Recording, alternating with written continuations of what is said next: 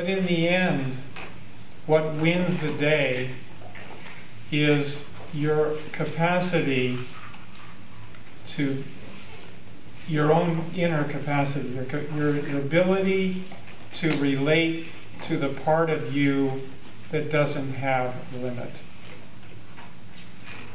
Because you can get a great workshop here and you can have a bunch of tools, but you know, as your life progresses and as you meet more challenges and as you meet more kids and as you go into different areas, who knows what's going to happen? So really, it goes beyond technique, and level 3 is a unit of this that is beyond, it's beyond technique. It more goes to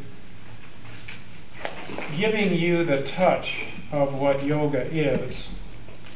And I would like to tell you a little bit about what I mean by that. Because in the United States, in this period of time, yoga has pretty much come to mean physical exercise, you know, doing the positions that you're doing, or a combination of that and breathing, things like that. It has, those are the strong associations with the concept of yoga.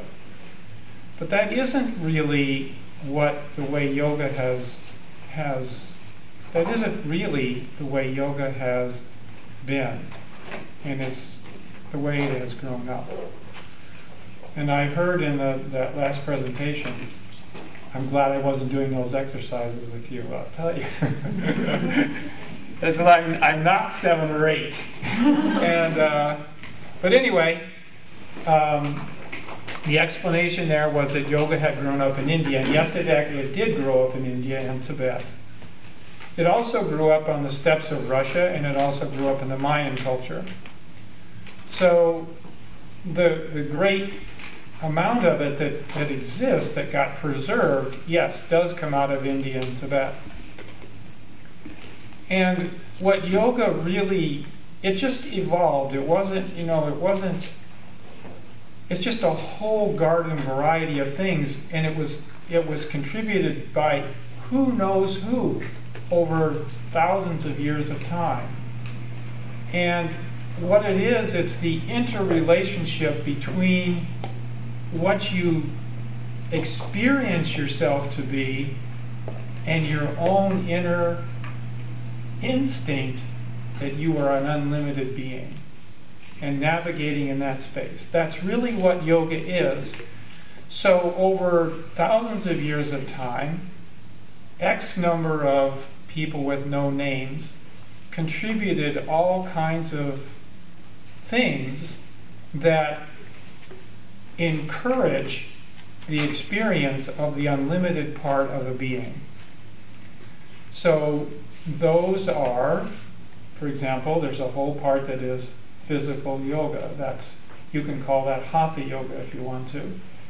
There's a whole part of that that has to do with concentration and the experience of the mind. And that is, you know, the word that we currently use for that is meditation, but that's not really what meditation is. Meditation is the ability to be comfortable and at ease, and let's say having a center point within the expanse of what you experience on a mental realm. That's really what meditation is. So that's the experience of it. What we currently associate it with in the United States is doing something, doing a practice. That's a practice.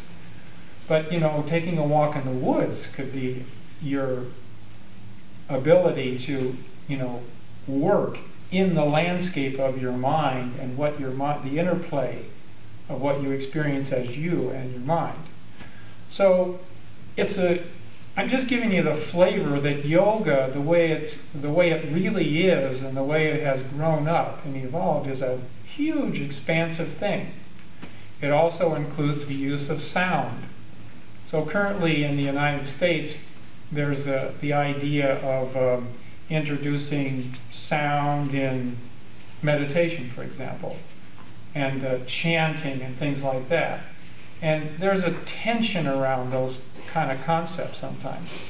But if you go just to look at the broad picture of things, and if you didn't have to worry about what somebody else was going to think of that, It's what they're really doing is using the sound, using a vibration, the vibration that a particular sound has or a particular song has, and introducing that into what you're experiencing as your vibration. So if you have a certain frequency and you introduce another frequency, then there's a relationship between the two things. So you're just introducing a new pattern into what you experience as your orbit.